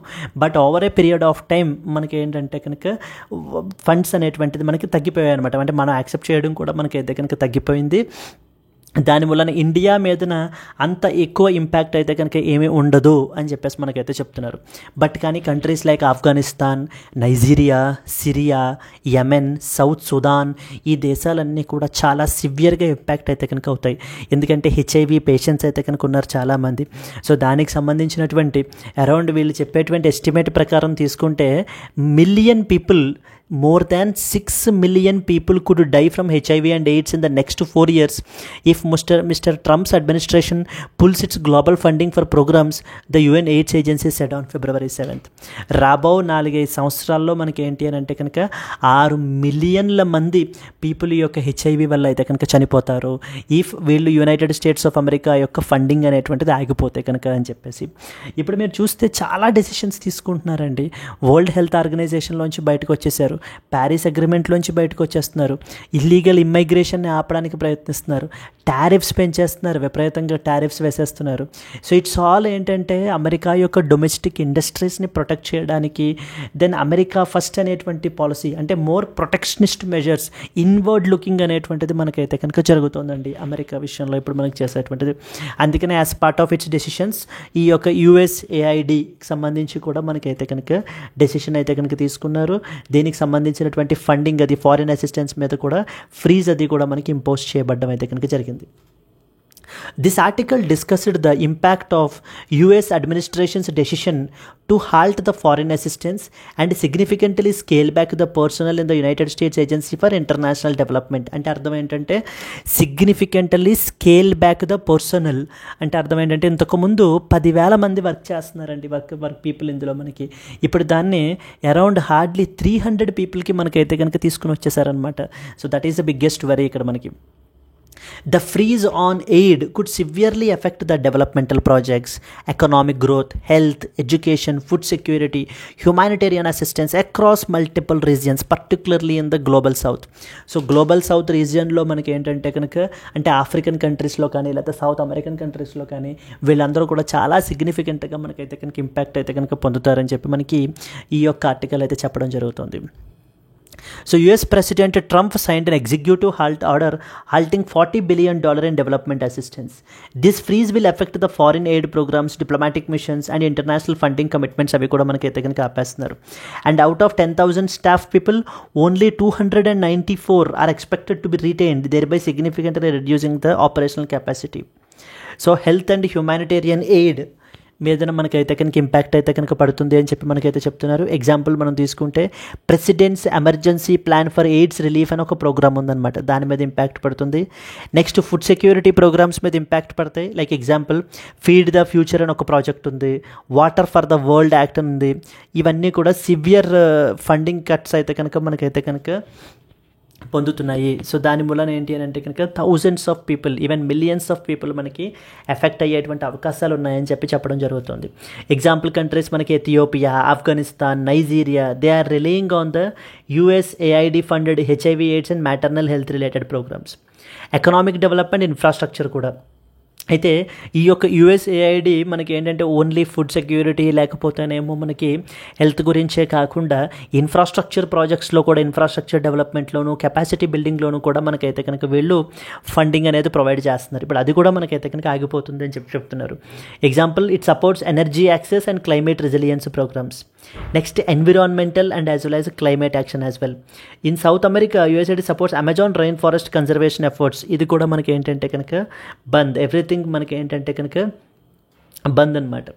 The USA has historically promoted democratic institutions, human rights, governance reforms via the USAID.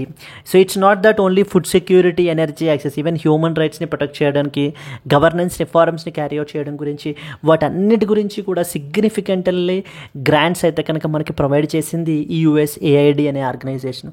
ఇప్పుడు మొత్తం అంతటినీ కూడా క్లోజ్ చేసేసి ఇంకా మేము ఎటువంటి వాటికి ఫండింగ్ ఇవ్వము, మేమంతా ఫ్రీజ్ చేసేస్తున్నాం కంప్లీట్, కానీ పర్సనల్ని కూడా మేము తగ్గించేస్తామని చెప్పేసి మనకి ట్రంప్ ఈ డెసిషన్ అయితే కనుక మనకి తీసుకోవడం జరిగింది. ఎస్, ఇప్పుడు అదర్ సజెషన్స్ ఏమేంటి అని అంటే కనుక there is a need for diplomatic balancing and second important, affected countries ఎవరెవరైతే ఉన్నారో వాళ్ళు ఆల్టర్నేటివ్స్ చూసుకోవాలి, వాళ్ళు డైవర్సిఫై చేసుకోవాలి వాళ్ళ యొక్క ఫారిన్ అసిస్టెన్స్ అనేటువంటి దాన్ని అని చెప్పి మనకు చెప్తున్నారు. ఇండియా అయితే కనుక ఎటువంటి సిగ్నిఫికెంట్ ఇంపాక్ట్ ఇండియా మీద అయితే కనుక పడదు అని చెప్పి ఎక్స్పర్ట్స్ అయితే కనుక మనకి చెప్పడం జరుగుతుందండి. But at the same time ఇంకేం చెప్తున్నారంటే ఇంకా మనం ఫర్దర్గా సెల్ఫ్ రిలయన్స్ని అయితే కనుక ప్రమోట్ చేసుకోవాలి అని చెప్పి మనకి చెప్పడం జరుగుతుంది. So these are the important points. USAID organisation గురించి మనకి ఖచ్చితంగా ఎక్స్పెక్ట్ అయితే కనుక మనం చేయొచ్చు. ఆర్ లేకపోతే under the Donald Trump what are the foreign policy decisions ఏమేమి తీసుకుంటున్నారు, వచ్చిన తర్వాత నుంచి list out the major policy decisions that have been taken under the Trump administration కూడా ఇంటర్నేషనల్ రిలేషన్స్లో మనకు అడగచ్చు. అప్పుడు మొత్తం ఇవన్నీ కూడా మీరు రాయొచ్చండి. వరల్డ్ హెల్త్ ఆర్గనైజేషన్ నుంచి బయటకు వచ్చేయటం, ప్యారిస్ అగ్రిమెంట్ నుంచి బయటకు వచ్చేయటం, ఇల్లీగల్ మైగ్రేషను, డ్రగ్ ట్రాఫికింగ్ని కంట్రోల్ చేయటం, ఇవన్నీ యాక్టివిటీస్ని కూడా మనం అయితే కనుక మెన్షన్ చేసుకోవచ్చు. Clear? Moving forward to that of the next article. History shows technology won't take away the work says prime minister. So మన యొక్క honourable prime minister Narendra Modi AI action summit దగ్గర మాట్లాడుతూ మనకి ఏం చెప్తున్నారంటే కనుక ఇప్పుడు ప్రపంచం మొత్తం ఏంటంటే ఆర్టిఫిషియల్ ఇంటెలిజెన్స్ వచ్చేస్తుంది, మరి ఆర్టిఫిషియల్ ఇంటెలిజెన్స్ వచ్చేసింది, దీని మూలాన కొన్ని వేల జాబ్స్ మనకైతే కనుక పోతాయి అని చెప్పేసి అందరూ కూడా భయపడుతున్నారు. అది మనకి ఆర్టిఫిషియల్ ఇంటెలిజెన్స్ మన వర్క్ని తీసేసుకుంటుంది, మన ఉద్యోగాలు పోతాయి అనేటువంటి అపోహ నుంచి ముందు అందరూ కూడా బయటికి రండి. మన ఆర్టిఫిషియల్ ఇంటెలిజెన్స్ అనేది కొత్త జాబ్స్ని క్రియేట్ చేస్తుంది. ఎన్ని జాబ్స్ మనకి వెళ్ళిపోతాయో అంతకంటే డబుల్ అండ్ ట్రిపుల్ జాబ్స్ని మనకైతే కనుక క్రియేట్ చేస్తుంది. But the only thing is మనం అప్ స్కిల్ అవ్వాలి. మనం ఎక్కడున్నామో మన నాలెడ్జ్ తోటి అక్కడ ఆగిపోకూడదు, అప్ స్కిల్ అవ్వాలి. That is what is the main thing here అని చెప్పి మనకి దాని గురించి మనకి మాట్లాడడం జరుగుతుందండి ఈ యొక్క సమిట్లో. అండ్ ఇందాకనే ఆర్టికల్లో మనం ఆల్రెడీ చూసాం కదా, inclusive and sustainable artificial intelligence అనేటువంటిది ఉండాలి అని చెప్పి ఒక జాయింట్ స్టేట్మెంట్ అయితే కనుక అడాప్ట్ చేసుకున్నారు 58 కంట్రీస్. దాంట్లో మనకి ఇండియా, ఫ్రాన్స్ వీళ్ళందరూ కూడా మనకు ఉన్నారు. USA and as well as UK అయితే కనుక దాన్ని సైన్ చేయలేదు అనేటువంటి పాయింట్స్ అన్నీ కూడా మనం ఆల్రెడీ మాట్లాడుకున్నాం. So at the end of the day bottom line ఏంటంటే ఇక్కడ ఆర్టిఫిషియల్ ఇంటెలిజెన్స్ మన వర్క్ని తీసేసుకుంటుంది, మన ఉద్యోగాలు పోతాయి అనేటువంటిది భయం అనవసరం. ఆర్టిఫిషియల్ ఇంటెలిజెన్స్ కొన్ని వేల ఉద్యోగాలు మళ్ళీ క్రియేట్ చేస్తుంది. So now the only thing మిమ్మల్ని మీరు అప్ స్కిల్ అవ్వండి అని చెప్పి మనకి ఒక మెసేజ్ని అయితే కనుక మనకి ఇస్తున్నారండి. క్లియర్? సో దీనికి సంబంధించి ఏం పాయింట్స్ తెలియాలి, let us see. Prime Minister Narendra Modi, speaking at the AI Action Summit in Paris, reassured that technology, including artificial intelligence, will not take away the jobs. It will create the new types of work. మన యొక్క జాబ్స్ని మనకి తీసేసుకోదు, కొత్త types of వర్క్ని మనకి అయితే కనుక create చేస్తుంది అని చెప్తూనే so he emphasised that there is a need for global cooperation in the artificial intelligence governance, especially for the global south, and highlighted the importance of reskilling the work force. Now ఉన్నటువంటి work force మనకి ఏంటి అని అంటే కనుక reskill చేయాలి, capacity building అనేటువంటిది మనం అయితే కనుక చేసుకోవాలి. That is what is the need of the hour. So మనం ఆర్టిఫిషియల్ ఇంటెలిజెన్స్ యొక్క సంబంధించినటువంటి ఇదిని మనకి పోస్ట్ చేసేటువంటి అయితే మన స్కిల్స్ని పెంచుకొని దాన్ని మనం అందరి యొక్క బెనిఫిట్కి యూజ్ అయ్యే విధంగా మనం అయితే కనుక యూజ్ చేసుకోవాలి. He acknowledged that fears regarding the artificial intelligence replacing the jobs. He stated that history has shown work does not disappear due to technology but it will evolve.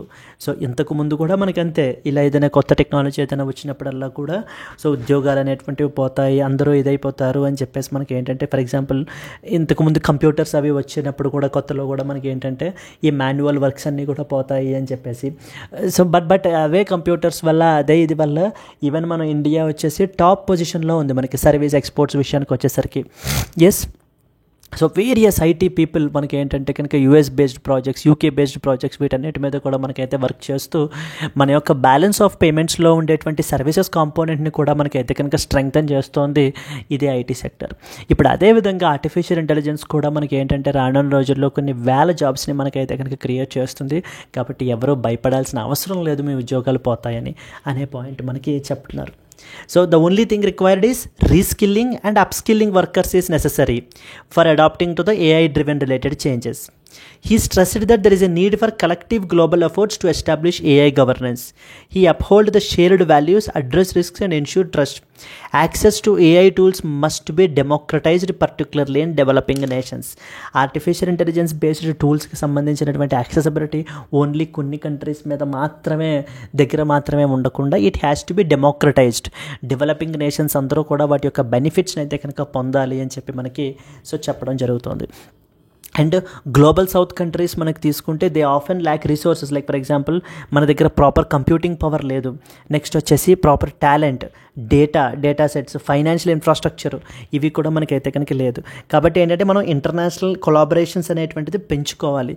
So దానివల్ల మనకి ఏంటంటే కనుక more trustworthy, safe, secure ఏఐని మనం అయితే కనుక develop చేయొచ్చు. This is what is the idea అండి. Yes, technology and artificial intelligence are more likely to transform the jobs rather than replacing them.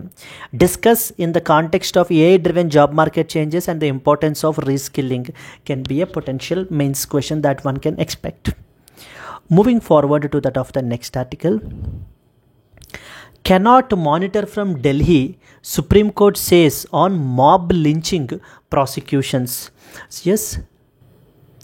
Yes అండి, మాబ్ లించింగ్ అంటే మనకు అర్థం ఏంటి అని అంటే కనుక కొంతమంది గ్రూప్ ఆఫ్ పీపుల్ చట్టాన్ని వాళ్ళ చేతుల్లోకి వాళ్ళు తీసేసుకుని పోలీస్కి రిపోర్ట్ చేయకుండా, లేకపోతే మనకి ఏంటంటే వాళ్ళని పోలీస్ స్టేషన్కి అది కూడా తీసుకెళ్లకుండా వాళ్ళే మనకి ఏంటి అని అంటే కనుక ఆ యొక్క సస్పీషియస్ పర్సన్స్ ఎవరైతే ఉంటారో, లైక్ ఫర్ ఎగ్జాంపుల్ కౌస్ని మనకైతే కనుక కిల్ చేస్తున్నారని, లేకపోతే చిన్నపిల్లల్ని మనకి ఏంటంటే కనుక ఎత్తుకెళ్ళిపోతున్నారని, ఈ విధమైనటువంటి సస్పీషన్ తోటి, అనుమానంతో మనకి ఏంటంటే కనుక దాడి చేస్తారనమాట గ్రూప్ ఆఫ్ పీపుల్ అంతా కలిసి. దాన్నే మనకి ఏమంటాము అని అంటే కనుక మాబ్ లించింగ్ అంటాం.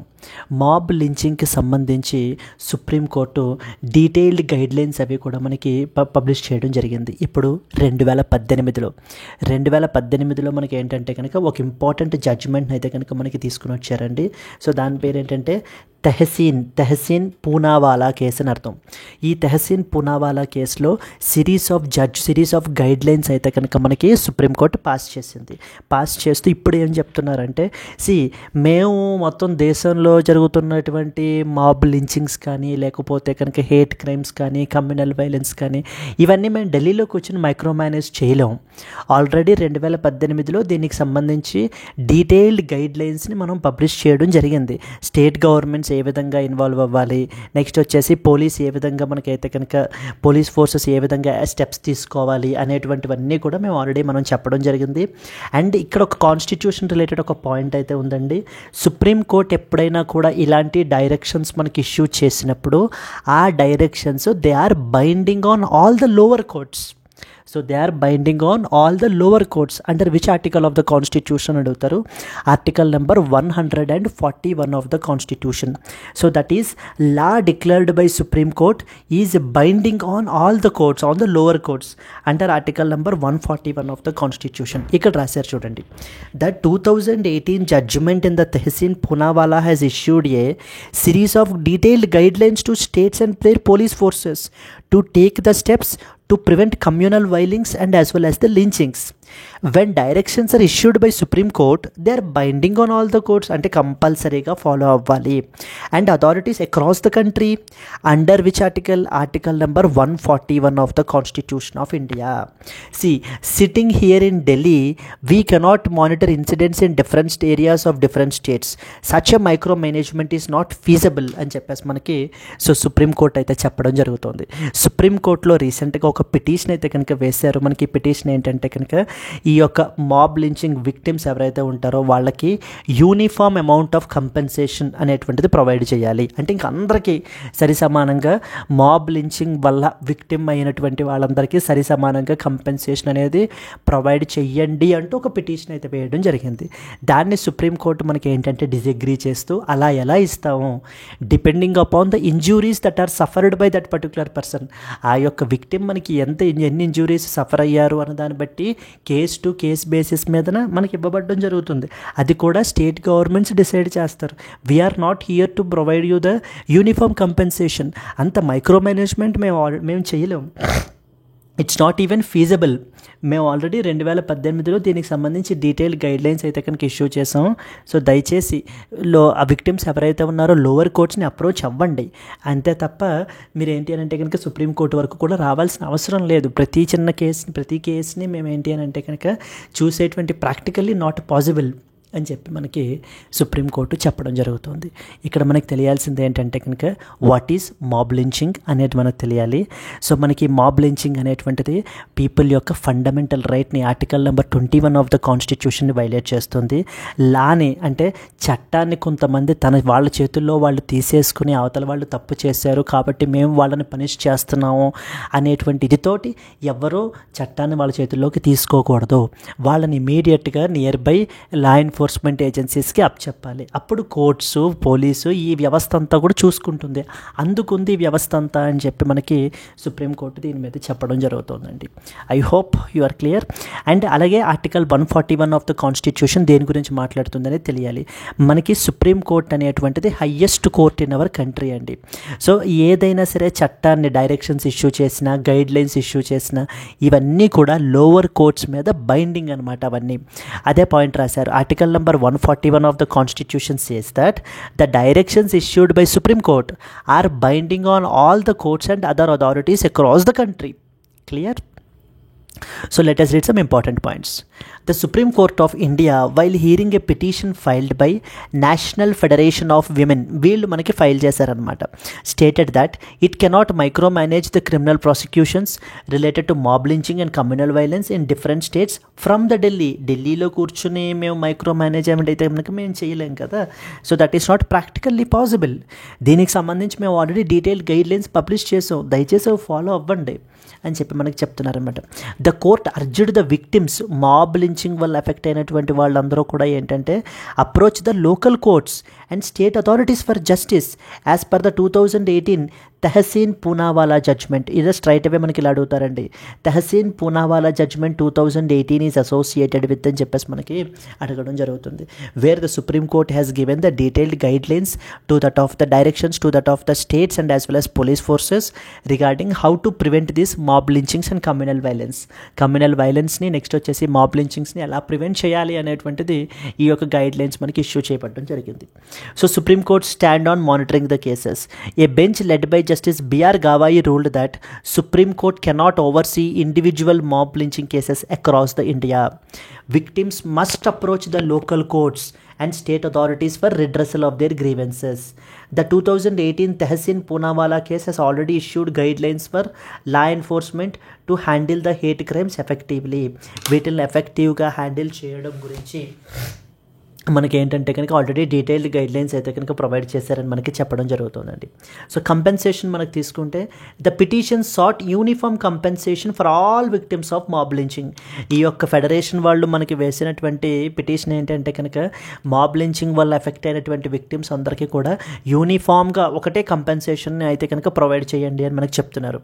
బట్ సుప్రీంకోర్టు దీనికి ఏమంది, it rejected the plea stating that injuries case to case మారిపోతాయి ఒక పర్టికులర్ పర్సన్ నుంచి ఇంకో పర్టికులర్ పర్సన్కి. సో అది కేస్ బై కేసు కంపెన్సేషన్ ఎంత ఇవ్వాలి అనేది డిటర్మైన్ చేయాలి, అంతే తప్ప. And that to compensation should be decided by states based upon the seriousness of the injuries. So ఆ యొక్క సీరియస్నెస్ని ఆధారంగా చేసుకుని మనకి ఏంటి అంటే కంపెన్సేషన్ అనేటువంటిది ప్రొవైడ్ చేయాలి అని చెప్పి మనకి కోర్టు అయితే చెప్పడం జరుగుతుంది. ఇక్కడ కాన్స్టిట్యూషన్ పరంగా మనకి ఏం ఆర్టికల్ తెలియాలి, article number 141 of the constitution గురించి తెలియాలి. Article 141 states that the law declared by Supreme Court is binding on all the courts within India. It emphasized that its guidelines on mob lynching, ఎప్పుడు 2018లో తీసుకొచ్చిన judgement, they are binding and it should be implemented by state authorities without any further intervention from Delhi. మళ్ళీ మేము ఇది చేయాల్సినటువంటి పని లేకుండా అప్పుడు issue చేసినటువంటి గైడ్లైన్స్ని ఇంప్లిమెంట్ అయితే చేయండి అని చెప్పి మనకైతే కనుక చెప్తున్నారండి. Supreme Court issued detailed guidelines to prevent mob lynchings in the Tehseen Poonawalla versus Union of India కేసులో మనకైతే కనుక చెప్పడం అయితే కనుక జరిగింది. Clear? So this is what is the another important point. The Supreme Court has ruled that it cannot micromanage the mob lynching cases from Delhi. Discuss the role of state governments and law enforcement in preventing the hate crimes and ensuring the justice can be a potential mains question and that we can expect. Moving on to that of the next article. Yes, IIT Madras develop the indigenous Shakti semiconductor chip. So semiconductors యొక్క కొరత వచ్చేసింది ఇప్పుడు మొత్తం ప్రపంచ దేశాల్లో, shortage అనేటువంటిది వచ్చేసింది అనమాట.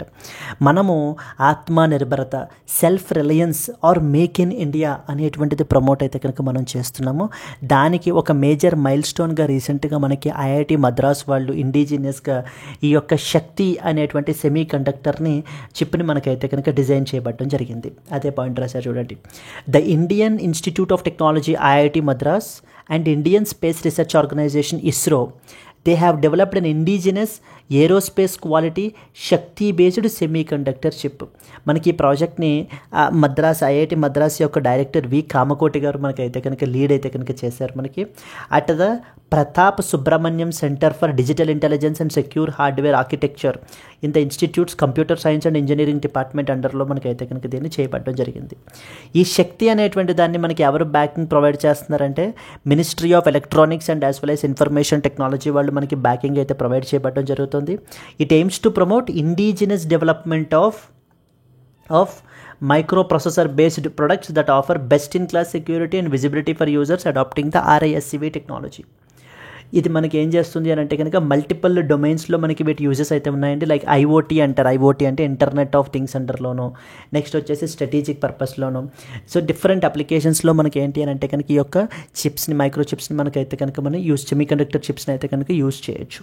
So this is what is that is IIT Madras develops the indigenous Shakti semiconductor chip అని చెప్పేసి మనకైతే కనుక ఆర్టికల్ పబ్లిష్ అయింది. Moving to the next one, addressing the growing threat of forest fires. So forest fires రీసెంట్గా మీరు సోషల్ మీడియాలో కానీ ఎక్కడో కూడా మీరు చూసుంటారు. లాస్ ఏంజల్స్లో లాస్ట్ మంత్ మనకి ఏంటంటే విపరీతంగా ఫారెస్ట్ ఫైర్స్ అనేటువంటివి మనకైతే కనుక స్ప్రెడ్ అవ్వడం జరిగింది.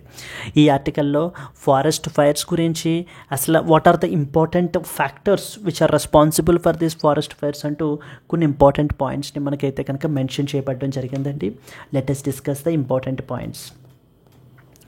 India is witnessing an increasing frequency and intensity of forest fires with more than 36% of the forests are prone to fire. ఈ రోజున మనకు చూసుకుంటే ఇండియాలో అంటే USA is one such example and even similarly ఇండియాలో కూడా ఈ యొక్క ఫారెస్ట్ ఫైర్ వల్నరబిలిటీ గురించి కూడా మనకి ఈ ఆర్టికల్లో డిస్కస్ చేశారు. 36% ఆఫ్ ద ఫారెస్ట్స్ మనకు ఉన్నటువంటి వాటిల్లో మనకి ఏంటంటే కనుక they are prone to that of the fire అని చెప్పేసి మనకు చెప్తున్నారు. ఈ ఎప్పుడైతే ఫారెస్ట్ ఫైర్స్ మనకైతే కనుక ఉంటాయో ఇవి మనకి అక్కడ ఉన్నటువంటి బయోడైవర్సిటీని ఇంపాక్ట్ చేస్తుంది. అక్కడ వాటి మీద ఆధారపడి ఉన్నటువంటి పీపుల్ యొక్క లైవ్లీహుడ్స్ అనేటువంటిది ఇంపాక్ట్ అవుతాయి. క్లైమేట్ చేంజ్ ఇంపాక్ట్ అవుతుంది. ఎందుకని ఏ విధంగా అంటే కనుక ఈ యొక్క ఫారెస్ట్ ఫైర్స్ వల్ల మనకి కార్బన్ ఎమిషన్స్ అనేటువంటివి మనకైతే కనుక రిలీజ్ అవుతాయి. ఇవన్నీ కూడా మనకి ఏంటంటే కనుక multiple impacts. Therefore better management and mitigation strategies అనేటువంటివి మనకి ఫాలో అవ్వాలి అని చెప్పి మనకి చెప్పడం జరుగుతుంది. According to the forest survey of India, over 36% of the India's forests are prone to that of the fire. And రీసెంట్గా తీసుకొచ్చిన report by council on energy environment and water states that a 10-fold increase in forest incidents in the past 2 decades. So గత 20 years నుంచి మనం తీసుకుంటే కనుక around 10 times మనకైతే కనుక increase అయ్యింది ఫారెస్ట్ ఫైర్స్ యొక్క వల్నరబిలిటీ అనేటువంటిది, లేదా ఫారెస్ట్ ఫైర్స్ యొక్క ఇన్సిడెంట్స్ అని చెప్పేసి మనకి council on energy environment and water వాళ్ళ యొక్క రిపోర్ట్ అయితే కనుక మనకి చెప్పడం జరుగుతుంది. ఏంటి mainly what are the causes of these forest fires అంటే 90% ఆఫ్ ద కాజెస్ హ్యూమన్ వల్లనే ఉంటాయండి. హ్యూమన్ ఇండ్యూస్డ్ ఫ్యాక్టర్స్ అనమాట. లైక్ ల్యాండ్ క్లియరింగ్ చేయటము, slash and burn agriculture, unattended camp fires organise చేస్తుంటారు, అన్అటెండెడ్ క్యాంప్ ఫైర్స్, ఇవి కూడా మనకి ఆ యొక్క ఫైర్ని మనకైతే కనుక స్ప్రెడ్ చేస్తూ ఉంటాయి. క్లైమేట్ టెంపరేచర్స్ కూడా, like for example rising temperatures, prolonged dry spells and extreme heat waves వల్ల కూడా మనకి ఫారెస్ట్ ఫైర్స్ ట్రిగ్గర్ అయ్యేటువంటి అవకాశాలు అయితే కనుక ఉన్నాయి మనకి. ఎన్విరాన్మెంటల్ ఇంపాక్ట్ ఏ విధంగా ఉంటుంది? మనం ట్రీస్ని కోల్పోతాము, బయోడైవర్సిటీని, వైల్డ్ లైఫ్ని కోల్పోవడం జరుగుతుంది. అండ్ అలాగే కార్బన్ డైఆక్సైడ్ ఎమిషన్స్ కూడా మనకైతే కనుక పెరిగిపోతాయి. ఎస్టిమేట్ ఏంటంటే 69 million tons of carbon dioxide annually మనకైతే కనుక ఎమిట్ అవుతుంది ఫారెస్ట్ ఫైర్స్ వల్ల అని చెప్పి మనకు చెప్తున్నారు. సాయిల్ ఫెర్టిలిటీ తగ్గిపోతుంది, వాటర్ సైకిల్ అనేటువంటిది డిస్రప్ట్ అయిపోతుంది అని చెప్పి different environmental impacts, economic impacts మనకు చూసుకుంటే యాజ్ ఏ రిజల్ట్ దీని మీద ఆధారపడినటువంటి timber and non timber forest production మనం కోల్పోతాం, ఫారెస్ట్ డిపెండెంట్ కమ్యూనిటీస్ ఎఫెక్ట్ అవుతుంటారు. And annual economic loss of about 1.74 lakh crores అయితే మనకు ఉంది ministry of environment, forest and climate change ఒక రిపోర్ట్ ప్రకారం అని చెప్పేసి మనకి చెప్పడం అయితే జరుగుతుందండి. క్లియర్. అండ్ సొసైటల్ ఇంపాక్ట్ కూడా మనకు ఉంటుంది, డిస్ప్లేస్మెంట్ ఆఫ్ కమ్యూనిటీస్, వీటి మీద అక్కడ ఉన్నటువంటి ఆధారపడినటువంటి కమ్యూనిటీస్ అందరూ కూడా ఫారెస్ట్ ఫైర్స్ వల్ల ఏం చేయాలి, మళ్ళీ వేరే ప్లేసులకి మనకైతే కనుక వెళ్ళిపోవాల్సిన పరిస్థితి. And forced migration of wild life, ఇక్కడ ఉన్నటువంటి వైల్డ్ లైఫ్ని కూడా మనం ఏం చేయాలి, ఫోర్స్ఫుల్గా మనం మైగ్రేట్ అయితే కనుక చేయాలి. డిఫరెంట్ పాలసీస్ ఉన్నాయండి మన కంట్రీలో ఫారెస్ట్ ఫైర్స్ని కంట్రోల్ చేయడం గురించి. Like for example national action plan on forest fires అని, నెక్స్ట్ వచ్చేసి forest fire prevention and management scheme అని చెప్పేసి సెకండ్ ఇంపార్టెంట్ ఇనిషియేటివ్ మనకి. So the technological intervention forest fire alert system which is existing cannot distinguish between the forest fire types. There is a need for artificial intelligence driven monitoring అనేది ఉండాలి, thermal imaging drones, satellite based alerts అనేటువంటివి ఉండాలి. Tamil Nadu and Odisha piloted the real time risk assessment which can be scaled up. Tamil Nadu and as well as Odisha వాళ్ళకిలాగా మనకి ఏంటి అని అంటే కనుక వాళ్ళు తీసుకుంటున్నటువంటి రియల్ టైమ్ రిస్క్ అసెస్మెంట్ని ఫర్దర్గా మనం అయితే కనుక స్కేలప్ చేయాలి.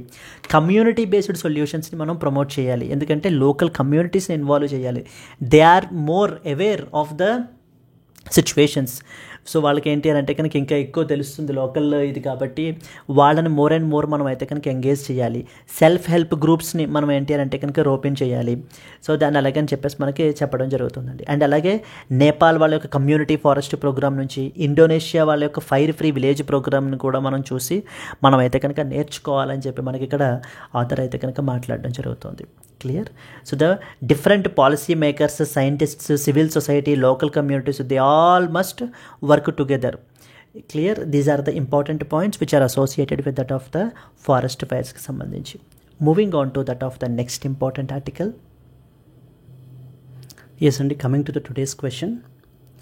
Law declared by Supreme Court is binding on all courts and authorities in India.